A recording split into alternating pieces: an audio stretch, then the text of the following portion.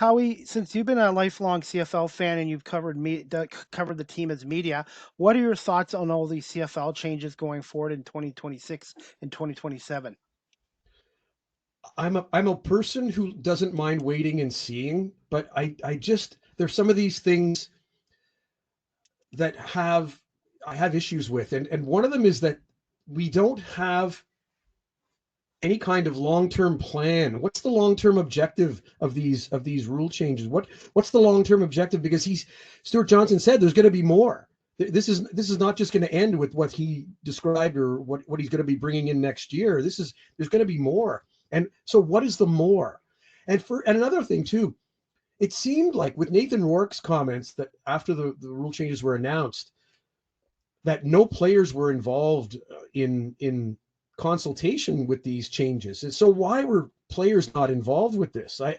There are a bunch of things that I haven't been able to get questions answered on. And I mean, I guess I can live with the 15-yard end zone because a lot of touchdowns are guys running over the goal line anyway. But I moving the goalposts back to the end line instead of the goal line, that's going to mean that there aren't going to be any long missed field goals run back for a touchdown anymore.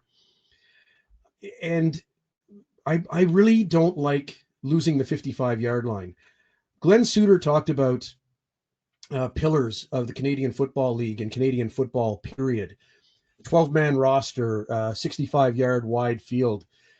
The last 3 minutes of a game, the Canadian player content, and one of them for me is the 55-yard line and having a 55-yard line. And that's going to be taken out and it's going to be a 100-yard field instead of a 110-yard field. And I just can't understand why. The first thing that came to me when he said that, as I was watching the press conference, was, are they trying to make the field smaller so that it fits better in American facilities? Because you can remember during the American experiment in the 90s, trying to fit a Canadian field into those facilities in the States was almost a gong show.